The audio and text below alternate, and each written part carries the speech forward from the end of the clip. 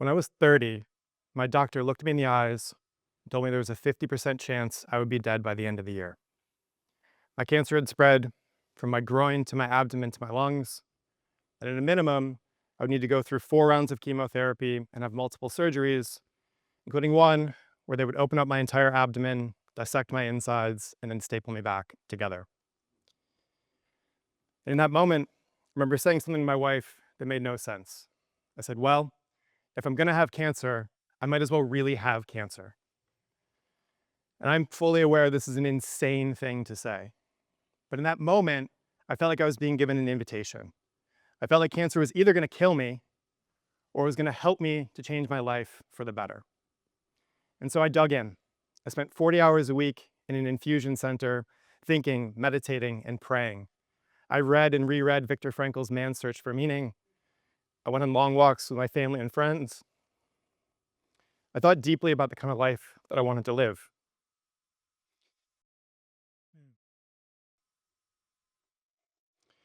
And when I finished my treatment, physically, I was a mess. But in the inside, things had begun to change.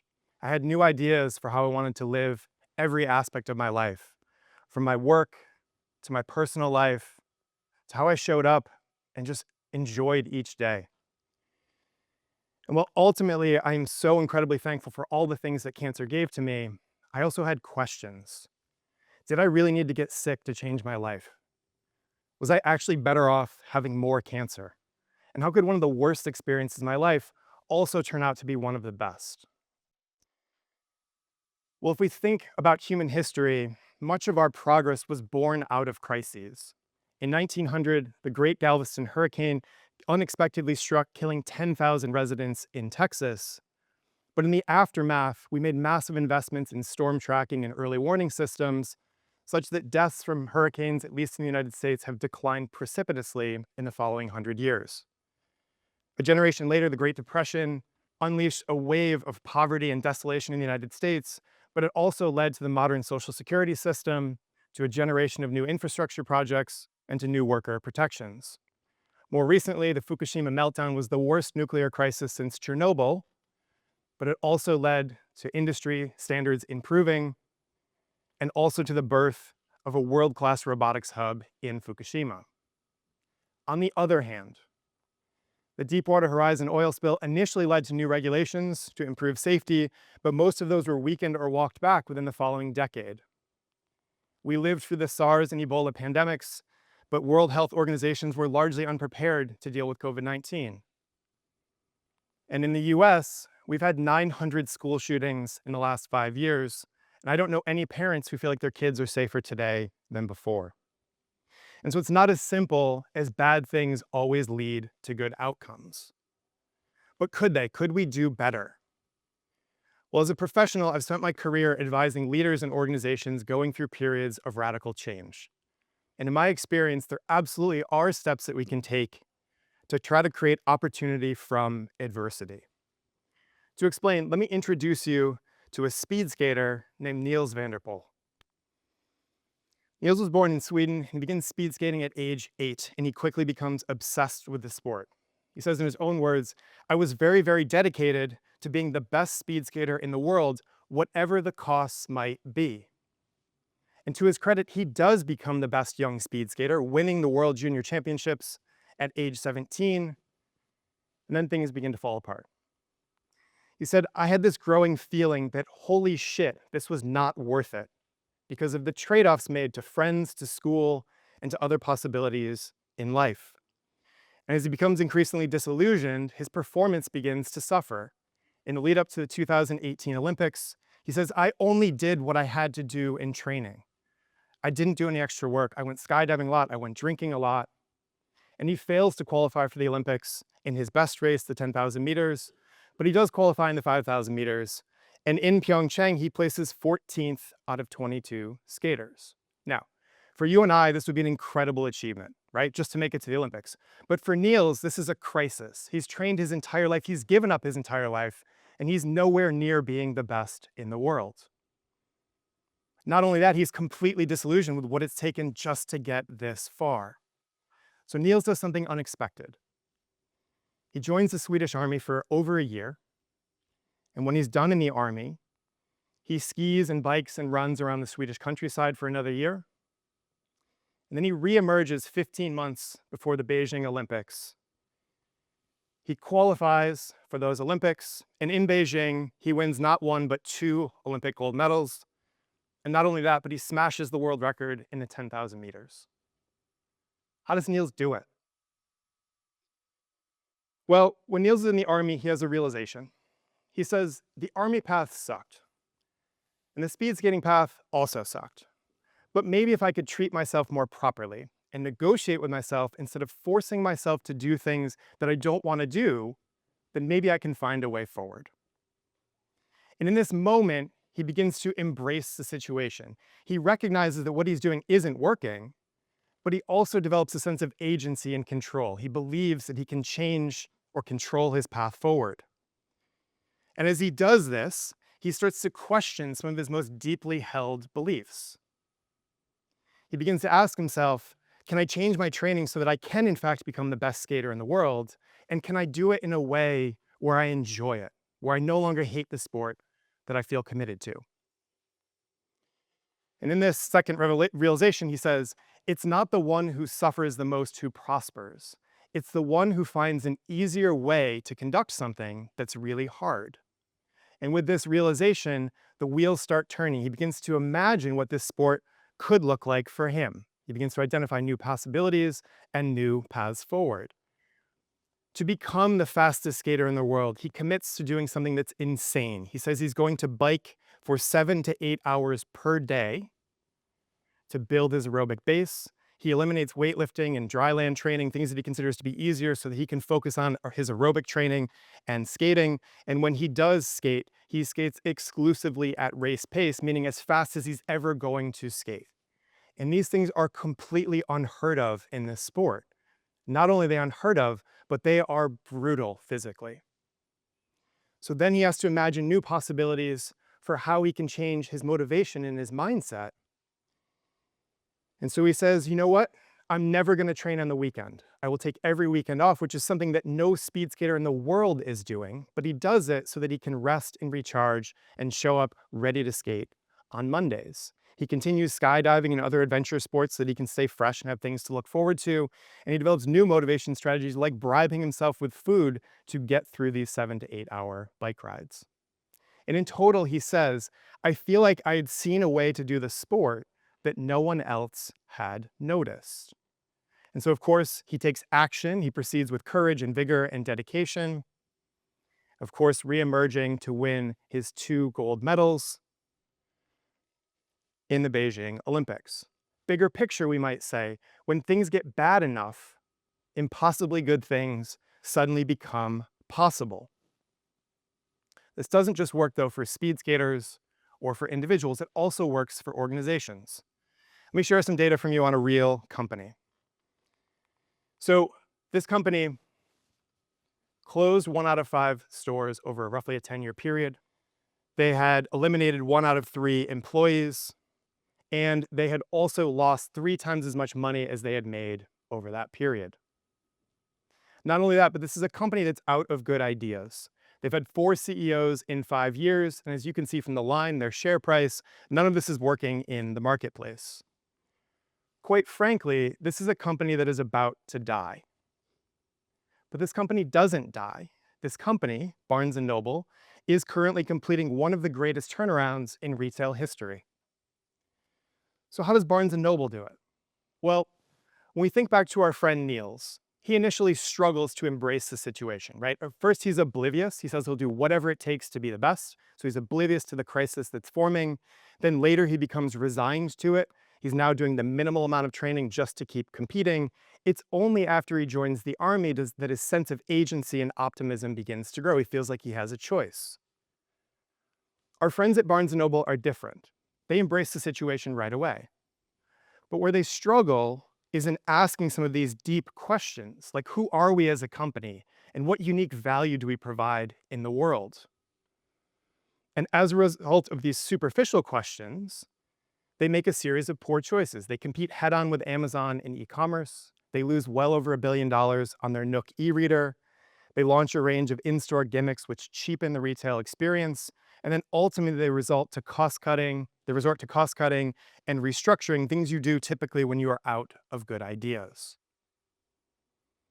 As one industry analyst said, somebody else had to save Barnes& Noble. The present ownership succeeded in a completely different environment and was not ready to jump into the 21st century. Well, that somebody else would be a man named James Daunt, who joins the company as CEO in 2019, and he's not afraid to do the deep introspection. He says, "I don't think we have any God-given right to exist. How is it that bookstores justify themselves in the age of Amazon? They do so by being places in which you discover books with an enjoyment, with a pleasure, and with a serendipity that is simply impossible to replicate online." And he then begins to imagine or reimagine what Barnes& Noble can be. And he comes to view it as a chain still, but a chain of independent bookstores dedicated to the love of reading and to their local communities. And so in the past, where they've had identical stores and very centralized decision-making, he says, we're going to give local managers control over purchasing and placement and sometimes even pricing. We're going to encourage those same store managers to take risk, to experiment, to fail. We're going to turn down money that they very much needed at the time from publishers to promote books that customers like you and I don't want. And we're going to shift our focus to creating a great customer experience above all else. And these things are the antithesis of what made Barnes & Noble successful in the past, so much so that James Daunt himself says, "I think Barnes & Noble had to almost die before anyone was willing to risk hiring someone like me." Again, when things get bad enough, impossibly good things suddenly become possible. I want to share a third story with you. In 1985, Mexico City experiences one of the worst earthquakes in modern history. 10,000 residents are killed, another 50,000 are injured, 250,000 lose their homes permanently. Worse, the government's response is shameful. The army is deployed to protect property, not rescue people. They focus on restoring economic activity over meeting basic needs like providing shelter. Food, blankets, and other forms of aid aren't distributed. Rescue equipment gets held up in customs, and even initially they turn down foreign aid, among many, frankly, other things. And yet, historians unanimously point to the 1985 earthquake as a turning point for the country. Why? Well, initially, and very much out of desperation, the residents looked to each other and formed groups to search for survivors, to share information, to distribute aid, to do the things that the government is too paralyzed to do themselves. And as they do this, their sense of agency grows. They're now taking care of themselves, they're having impact, and they begin to embrace the situation and see that while there are massive, massive problems, they themselves can have an impact in making the situation better. And as they do this, large numbers of people begin to question their deeply held beliefs about the government and about their society. As one resident was quoted saying, "The people who died didn't die because of the earthquake. That part is a lie. People died because of poor construction, because of fraud, because of criminal incapacity, and the inefficiency of a corrupt government that doesn't give a damn about people." And as people's beliefs begin to change, they begin to imagine new futures. As one scholar wrote, when the people stopped believing in the current government, they began to struggle for a new one, forming more expanded social movements, new tenants' rights organizations, and new economic co-ops with the aim of governing and caring for themselves. And as they do these things, as they act, their sense of agency grows and the cycle continues, such that what starts out as small local rescue efforts turns into the rebirth of Mexican civil society and ultimately leads to political transformation in the country. Within a few years, major electoral reform is passed such that they have freer and fairer elections. In Mexico City, residents win the right to elect their mayor for the first time. And at the national level, the authoritarian government that had been in power since 1929 is eventually voted out of office. Again, when things get bad enough, impossibly good things suddenly become possible. Let me make a couple observations. Crises are powerful because they disrupt the status quo, because they show us when our current path is no longer tenable, because they humble us, and because they embolden us to do things that we normally wouldn't choose to do. Said differently, crises are invitations to embrace, to question, to imagine, and to act in ways that we normally wouldn't choose to do. The good news is that we can get better at recognizing and accepting these invitations with practice. From the age of 17 to 30, I had 4 shoulder reconstructions, 2 major back injuries, and late-stage cancer. And each of these turned my life upside down in completely different ways. And at first, I was terrible at responding. I was frustrated, I was angry, I was hopeless, I was confused, I was all the things you would imagine that someone would be. But with practice, I also got better at recognizing and accepting those invitations and then using them as opportunities to begin to change my life for the better. And so my first hope for you is that you don't let your good crises go to waste. Don't get me wrong. Sometimes a bad thing is just a bad thing. But more often than not, and even in some of the worst situations, there's opportunities for good to emerge, particularly when we're willing to go through this cycle, embrace the situation, question our most deeply held beliefs, imagine new paths forward, and then take action courageously. My second hope for you is that when you look out in the world, you see and feel more reason for hope and optimism than ever before. Do we have challenges? Absolutely. But in each of those challenges also exists a seed, a kernel, a potential, a possibility for magical things to emerge. And on that note, I want to end with a story from one of my personal heroes, the musician Prince. In 2007, Prince is getting ready to play the halftime show at the Super Bowl. And even for Prince, this is a huge deal. There's 140 million people that are watching at home. And it's been raining all morning, and the producers are freaking out.